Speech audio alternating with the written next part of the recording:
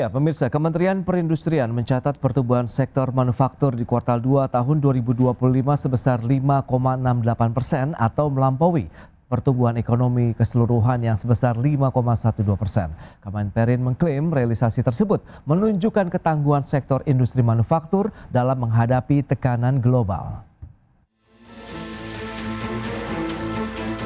Kementerian Perindustrian mencatat pertumbuhan sektor manufaktur Indonesia pada kuartal 2 2025 mencapai 5,68% secara tahunan. Angka pertumbuhan tersebut melampaui pertumbuhan ekonomi nasional di periode yang sama yang sebesar 5,12%. Juru bicara Kemenperin Febri Hendri Antoni Arif dalam keterangannya menjelaskan pertumbuhan ini menunjukkan ketangguhan sektor industri manufaktur dalam menghadapi tekanan global dan membuktikan peran vitalnya sebagai motor penggerak perekonomian nasional. Hal ini didukung oleh indikator valid seperti Indeks Kepercayaan Industri dan Purchasing Manager Index Bank Indonesia yang menunjukkan industri berada di zona ekspansif. Terkait perbedaan data dengan survei PMI S&P Global, Febri menegaskan Kemenperin lebih mengandalkan data IKI dan PMI BI karena lebih representatif. Kemenperin pun menegaskan komitmennya menjaga laju pertumbuhan industri sebagai motor ekonomi nasional. Dan untuk memaksimalkan pertumbuhan manufaktur, Kemenperin menilai diperlukan dukungan pemerintah melalui berbagai kebijakan strategis, antara lain pengendalian impor produk jadi, pengalihan pelabuhan masuk bagi produk jadi impor ke pelabuhan di Indonesia Timur, kemudian pasokan bahan baku terutama bahan baku gas untuk industri tertentu, dan pengurangan kuota produk industri kawasan berikat masuk ke pasar domestik. Berbagai sumber, IDX Channel. Baik pemirsa, untuk membahas tema kita kali ini, industri pengolahan tulang punggung PDB Indonesia di tahun 2025. Kita sudah tersambung melalui Zoom bersama dengan Bapak Ebi Junaidi, Chief Economist Samudra Indonesia dan juga dosen FEB Universitas Indonesia. Baik, langsung saja kita sapa ini. Halo Pak Ebi, apa kabar? Halo, kabar baik Mas Pras. Baik, terima kasih juga atas waktu yang disempatkan. Tadi sudah disampaikan begitu ya, Kementerian Perindustrian sudah menyampaikan data bahwa pertumbuhan industri manufaktur di kuartal 2 ini justru melampaui dari pertumbuhan ekonomi nasional. Kalau kita review terlebih dahulu, seperti apa sih kondisi sektor industri khususnya manufaktur dari kacamata Pak Ebi begitu di sepanjang semester 1 tahun ini Pak? Ya, memang di kuartal kedua ini pertumbuhannya memang tertinggi dalam sejarah dibandingkan dengan umpamanya kuartal 1 2025 pertumbuhannya cuma 4,55%, atau kalau kita melihat di tahun lalu di kuartal 2 2024 pertumbuhannya cuma sebesar 3,95% gitu ya. Pertumbuhan industri ini sebenarnya menunjukkan bahwasanya sektor ini tetap menjadi lokomotif utama bagi perekonomian Indonesia, dan angka ini sebenarnya mencerminkan benar seperti yang disebutkan tadi, adanya ketahanan sektor manufaktur ini di tengah dinamika ekonomi global yang sangat memiliki tantangan di tahun-tahun ini, di awal-awal kuartal 1 dan kuartal 2 ini gitu. Nah, ini juga menjadi tren positif yang signifikan. Sektor ini kalau kita lihat kontribusinya terhadap PDB kalau by sektor itu adalah yang paling besar. Dia mencatat kontribusinya itu di 18,67% di kuartal kedua 2025 ini. Jadi kalau kita bandingin dengan sektor yang lain gitu ya, yang paling besar lainnya mungkin sektor jasa, dia tumbuhnya juga tinggi di 9,31, tetapi peran dia di perekonomian itu rendah, share-nya cuma 2%. Nah, ini tinggi, tapi juga perannya di perekonomian itu terbesar di 18,6% gitu. Okay. Dibanding yang kedua tertinggi aja masih sangat tinggi sekali gitu. Okay. Yang kedua itu di perdagangan besar dan eceran, reparasi mobil dan motor itu di 13% share-nya terhadap PDB kita gitu.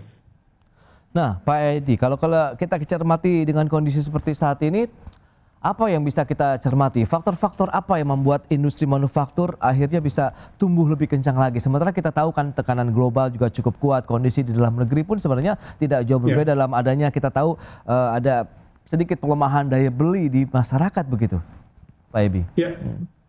Kalau kita pengen melihat sebenarnya apa sih yang berkontribusi dari sektor ini, apa sih yang tumbuhnya tinggi sekali dari sektor ini, maka kita harus melihat secara detail terhadap subsektor manufakturnya gitu. Subsektor manufaktur yang mana yang kemudian punya kontribusi paling tinggi gitu. Kemudian share-nya berapa, kontribusi pertumbuhannya berapa. Kalau kita lihat secara detail, maka subsektor yang memiliki kontribusi besar terhadap pertumbuhan manufaktur di Q2 25 ini itu ada di logam dasar, Oke. Logam dasar itu tumbuhnya 14,9%, share dia di 7%, sehingga growth contribution-nya itu di 0,9% gitu.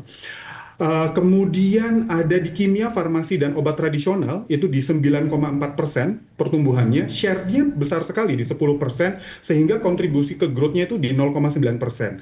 Dan yang terakhir makan minum.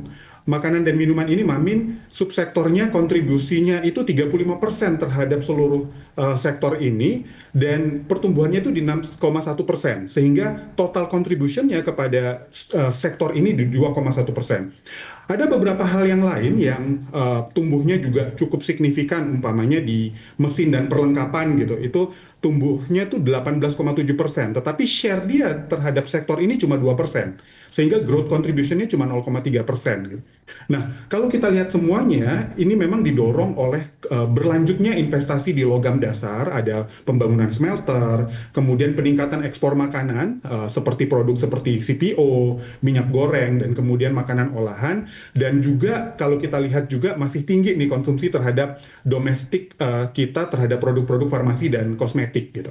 Jadi kebijakan pemerintah seperti hilirisasi, konsolidasi, walaupun beberapa masih belum melihat adanya signifikan role dari konsolidasi BUMN lewat Danantara gitu. Kemudian insentif pajak, penguatan struktur industri, jangan lupa bahwasanya program pemerintah ada program Asa Cita gitu kan ya, yang juga diharapkan kemudian mendorong sentimen positif bagi investor dan pelaku usaha. Semuanya inilah yang kemudian punya kontribusi terhadap kenapa sektor manufaktur kita tinggi sekali di Q2 ini. Oke, itu dari sisi produksi. Nah, kalau serapannya sendiri seperti apa? Karena kan kita tahu juga kan ada supply and demand begitu. Anda melihat lantas bagaimana dengan tingginya tadi dari share-nya, kemudian pertumbuhan ada subsektor manufaktur, logam dasar, kimia farmasi, makanan minuman, mesin dan perlengkapannya begitu Pak Ebi? Ya, pada saat yang sama memang PMI kita ini memang menurun, masih terjadi penurunan, dan IKK kita itu juga masih di level di bawah 50 ya, juga masih rendah. Tetapi kalau kita lihat di logam dasar, ini berarti investasi di situ yang kemudian pasarnya adalah kebanyakan pasar ekspor. Kemudian Mamin juga pasarnya pasar ekspor. Makanya kemudian sebagian dari peningkatan di PDB kita juga dari ekspor kita yang juga meningkat di kuartal 2 ini. Baik, dengan kondisi seperti saat ini Anda melihat bagaimana potensi industri manufaktur? Ini kan kita tahu di kuartal kedua 5,68%. Potensinya untuk ke depan apakah juga masih dominasinya tetap dari pasar luar negeri Pak dibandingkan dengan domestik begitu? Well, investasi yang tinggi itulah yang kemudian menyebabkan juga manufaktur ini tumbuh dengan tinggi gitu ya. Kemudian ada belanja modal pemerintah, kalau kita lihat juga ini juga terhadap mesin dan peralatan. Jadi ada intervensi pemerintah yang kemudian menyebabkan industri manufaktur ini juga tumbuh tinggi. Jadi kalau kita lihat secara lebih jujur lagi, bukan dari sepenuhnya kinerja dari industri manufaktur itu sendiri. Kinerja dari manufaktur ini masih cukup rentan sebenarnya. Tadi seperti kita lihat PMI kita masih kontraksi, masih di bawah 50, kemudian daya beli masyarakat kita juga masih rentan gitu. Sehingga ideally ke depan sebenarnya kita berharap biasanya di kuartal 3, kuartal 4 itu belanja modal pemerintah itu lebih besar gitu, walaupun ada efisiensi yang kemudian mungkin kita juga nggak bisa berharap banyak juga gitu kan ya. Jadi kalau kita ngelihat ke kuartal 3 ada beberapa tantangan yang juga berpotensi untuk menekan laju pertumbuhan di semester ketiganya, itu yang kita perlu waspadai. Yang pertama barangkali ya potensi perlambatan dari permintaan global, khususnya dari US dan pasca dari efektifnya dampak kenaikan tarif. Yang ini kemudian menggerus daya beli konsumen di US dan juga di Cina gitu kan ya. Kemudian pelemahan konsumsi domestik dan belanja pemerintah, efisiensi tadi. Kemudian yang ketiga yang juga perlu adalah pelemahan pertumbuhan global yang menekan harga komoditas. Ini ikut kemungkinan memiliki efek terhadap nilai ekspor industri yang juga merupakan turunan dari komoditas seperti CPO dan kemudian ke logam dasar atau stainless steel kita gitu. Oke, Dan dengan yang terakhir, yang perlu kita ini kan adalah tekanan di sektor finansial yang juga melemahkan nilai tukar kita ke USD dan juga suku bunga kita yang saat ini masih tertinggi di ASEAN kalau kita lihat. Oke, termasuk juga BI Rate begitu ya, menjadi salah satu yang mungkin kita akan cermati bersama nanti di segmen berikutnya. Kita akan jeda dulu sebentar Pak Ebi, dan pemirsa pastikan Anda masih bersama kami.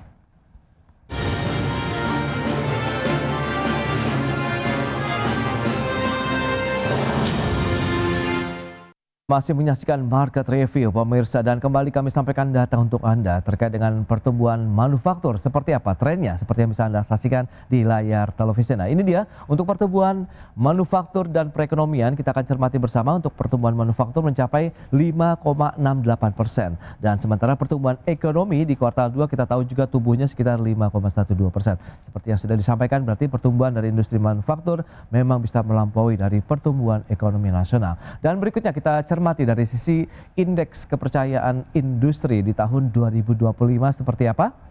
Ini dia dari Januari sampai dengan Juli kita cermati untuk indeks kepercayaan industri KI begitu di tahun 2025. Cenderung memang fluktuatif pergerakannya begitu ya, di 53,1, 53,15, kemudian turun lagi 52,98, dan kita lihat terendah di bulan Juni 51,84, kemudian naik lagi di bulan Juli 52,89 untuk IKI, indeks kepercayaan industri di tahun 2025 ini. Dan lantas bagaimana dengan realisasi investasi? Ini juga hal yang menarik yang menjadi salah satu daya dorong juga untuk industri manufaktur yang sudah disampaikan oleh Pak Ebi, bahwa memang banyak yang disarankan ataupun mungkin data-data outputnya sendiri itu adalah untuk kegiatan eksportasi ke luar negeri. Ini dia realisasi investasi di Indonesia dari tahun 2019 sampai dengan 2025 proyeksinya mencapai 1.905 triliun rupiah. Trennya naik terus kalau kita cermati bersama begitu ya, untuk tren realisasi investasi Indonesia dari tahun 2019 sampai dengan 2025. Baik, kita akan lanjutkan kembali perbincangan bersama dengan Bapak Ebi Junaidi, Chief Economist Samudra Indonesia dan juga dosen FEB Universitas Indonesia. Baik, Pak Ebi, dengan beberapa data tadi yang sudah disampaikan, nah ini menarik kita cermati dengan beberapa justru tantangan yang sudah Anda berikan juga nih. Ada beberapa poin begitu, di mana ada kaitannya dengan kondisi global, kemudian bagaimana pelemahan konsumsi domestik, ada belanja pemerintah juga yang dilakukan efisiensi di sana, dan juga pertumbuhan global. Kemudian juga ada bagaimana tekanan finansial terkait dengan nilai tukar rupiah dan juga pergerakan dari suku bunga acuan. Nah, tantangan-tantangan ini Anda melihat paling tidak di semester kedua ini akankah menjadi suatu kendala yang mungkin cukup akan mengganggu dari tren industri manufaktur kita begitu, atau justru nanti akan ada upaya-upaya untuk melakukan harmonisasi atau mungkin relaksasi di sana, Pak Ebi? Ya, tantangan itu real banget untuk kemudian muncul di kuartal 3 atau 4 nanti gitu kan ya. Karena biasanya kalau kita lihat memang belanja modal pemerintah itu akan tinggi sekali di kedua kuartal tersebut dibanding kuartal 1 dan 2 gitu. Nah, kalau kita lihat PMI atau investasi yang sudah tinggi di kuartal kedua, kemungkinan di kuartal 3 dan 4 mungkin kontribusinya tidak akan sebesar itu lagi gitu, ketika mereka sudah melakukan investasi di kuartal kedua sebelumnya gitu. Nah, yang juga perlu kita lihat adalah menilik ketika mereka melakukan investasi di kuartal kedua ini, kuartal 2 apa sih yang diinvestasikan gitu ya. Jadi tadi angka secara umumnya naik gitu. Nah, kalau kita lihat membedakan antara PMA dengan PMDN kita, PMA kita itu lebih mendorong ke subsektor yang berorientasi ekspor. Jadi kita lihat ada di logam dasar, kemudian peningkatan potensi pasar domestik juga ada di kimia dan farmasi. Jadi kalau kita lihat di logam dasarnya itu hampir 30% dari PMA itu ke sana gitu. Di pertambangan masih di 10%, kemudian industri kimia dan farmasi tadi cuma di 5,1% gitu. Nah, kalau PMDN itu lebih kepada sektor-sektor tersier, umpamanya infrastruktur, kemudian ada juga primer di tambang, pertambangan itu sekitar 12,2%, yang tertinggi malah di sektor transportasi, gudang, dan telekomunikasi. Ini yang hampir 13% investasinya sebesar 35,3 triliun gitu. Jadi kalau kita lihat di kedua jenis penanaman modal ini pertambangan masih menjadi yang paling dominan gitu. Sehingga kalau kita mereview kembali program hilirisasi menjadi pendorong dari investasi di sektor industri logam dasar ini, terutama di nikel, di tembaga dan bauksit gitu. Jadi memang ada efeknya. Kalau kita lihat di mineralnya itu total investasinya di 96,2%. Kalau juga hilirisasi di perkebunan dan kehutanan itu ada 36,3 triliun gitu ya. Kemudian minyak dan gas bumi itu di 10,7, dan di perikanan dan kelautan jangan lupa di blue economy kita di 1,3 triliun investasi yang terjadi. Jadi total nilai realisasi investasi di hilirisasi ini tuh sekitar 144,5 triliun atau sekitar 30,2% dari total realisasi investasi di triwulan kedua. Ini naik sekali, hampir 37% kita bandingkan dibanding tahun lalu, year on year-nya di 36,8%. Oke, nampaknya hilirisasi masih menjadi game changer begitu ya untuk menopang industri manufaktur, kemudian pertumbuhan ekonomi nasional begitu ya, paling tidak sampai dengan akhir Punya tahun. efek. Ya, baik. Nah, kalau kita bicara mengenai hilirisasi sektor pertambangan, ini menjadi salah satu subsektor yang juga Anda sampaikan tadi, logam dasar begitu ya Pak Ebi. Nah, kan sekarang sudah banyak nih smelter yang bermunculan begitu dengan beragam jenis untuk sektor tambang lainnya. Menurut Anda potensi ini masih akan terus terbuka atau nanti ada kekhawatiran bubble di sana begitu Pak Ebi? Terkait dengan produksi akhirnya begitu ya, terserap atau tidak begitu? Kalau kita melihat produksi akhir kan di EV salah satunya gitu ya. Dan saat ini memang masih hype sekali untuk kemudian produksinya diprediksi cukup tinggi. Kemudian ada upaya untuk meningkatkan pembelian terhadap produk ini. Kita lihat kemarin otomotif di pameran otomotif diintroduksi produk baru dengan harga yang lebih terjangkau bagi masyarakat gitu. Dan ekspektasinya masih tinggi kemungkinan kontribusinya terhadap pertumbuhan sektor ini dari subsektor yang kita diskusikan ini. Baik. Tapi kalau kita bicara iklim investasinya seperti apa? Menurut Anda, apakah perlu ada deregulasi kebijakan atau aturan-aturan untuk bisa lebih memberikan rasa nyaman lagi, kemudian lebih kepada kepastian dari sisi hukum, kepastian terhadap investasi yang sudah ditanamkan misalnya oleh investor asing begitu di Indonesia? Ya, kalau kita melihat ke belakang ada peran dari Omnibus Law gitu kan ya, Cipta Kerja untuk kemudian memberikan kepastian regulasi, kemudian berusaha, kemudian memangkas aturan yang tumpang tindih gitu. Ada penyederhanaan pajak, bea cukai untuk sektor prioritas seperti yang hilirisasi ini gitu. Nah, yang juga menurut saya juga penting dilakukan adalah bagaimana pembangunan infrastruktur dan konektivitas. Ada Patimban yang kemudian juga menjadi planning pemerintah. Dan ke depan yang juga penting adalah menjaga stabilitas politik, ekonomi, dan keamanan.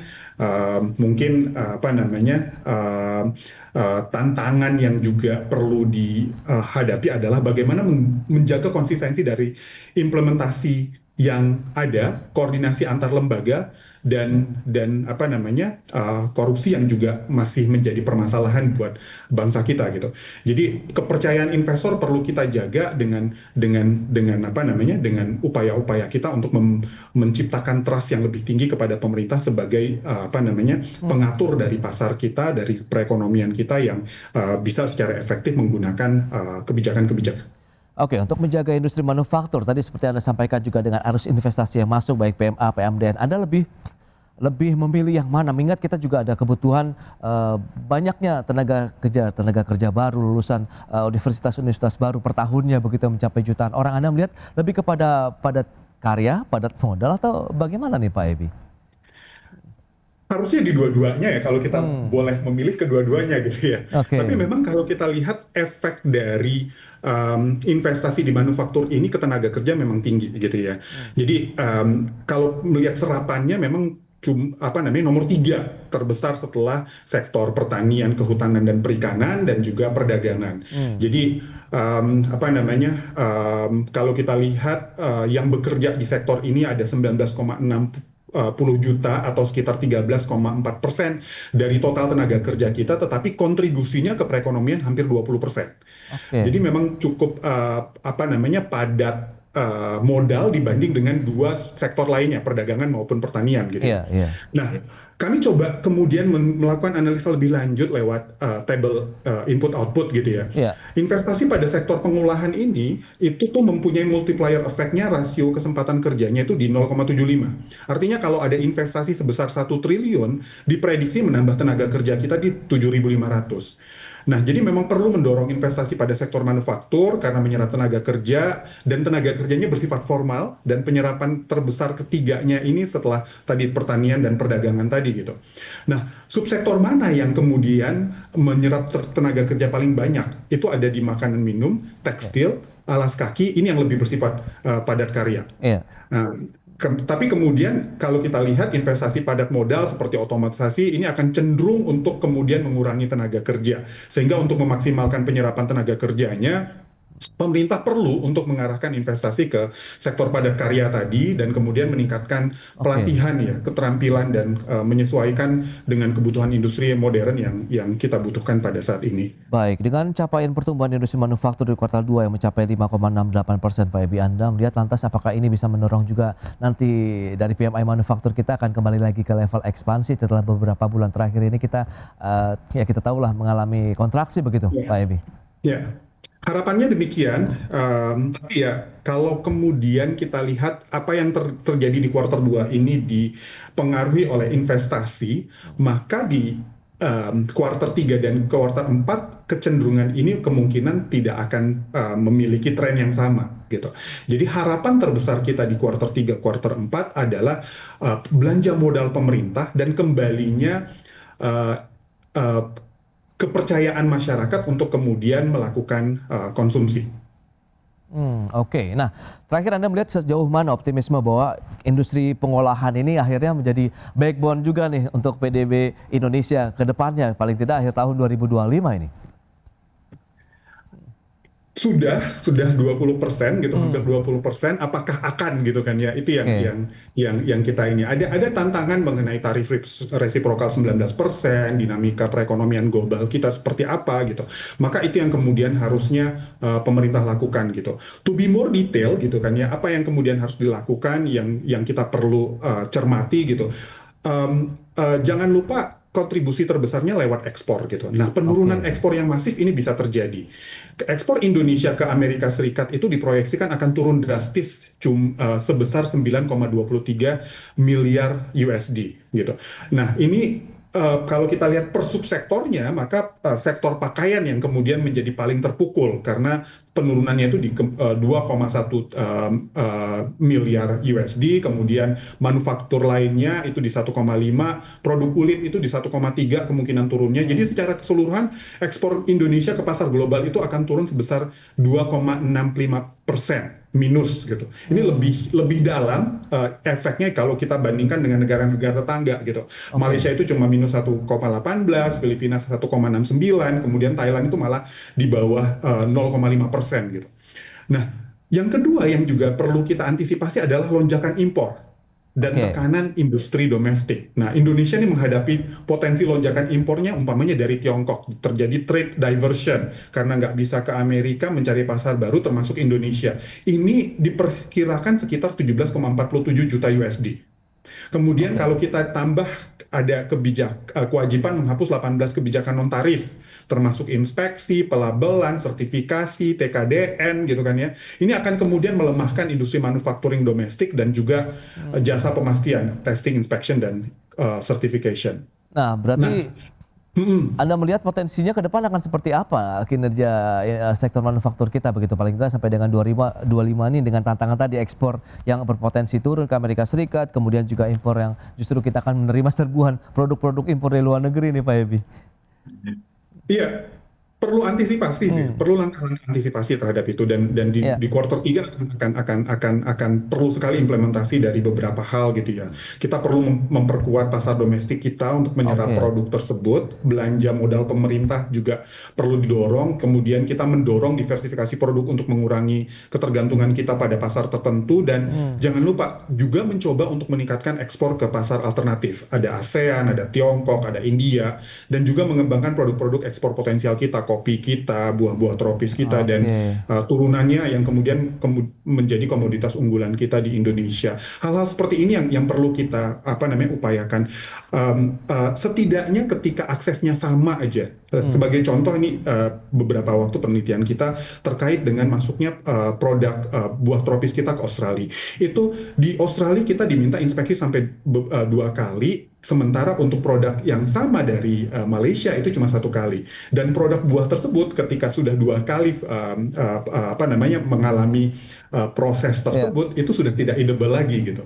Jadi kita kehilangan pasar Australia yang besar dalam konteks ini. Jadi upaya-upaya pemerintah juga untuk kemudian menjadi enabler dari trading ke negara-negara yang menjadi tujuan ekspor baru atau produk baru itu menjadi penting. Ya, itu dia berbagai cara ya, meskipun kita tahu tantangannya cukup besar juga untuk menjaga kinerja industri manufaktur tetap positif begitu ya. Ini perlu juga nanti upaya-upaya mitigasi, antisipasi ya terkait dengan kondisi global ataupun eksternal tadi. Baik Pak Ebi, terima kasih banyak nih atas informasi, update dan juga insight yang sudah diberikan kepada pemirsa pada hari ini. Selamat melanjutkan aktivitas Anda kembali. Salam sehat, sampai berjumpa kembali Pak Ebi. Salam sehat, thank you Mas. Ya.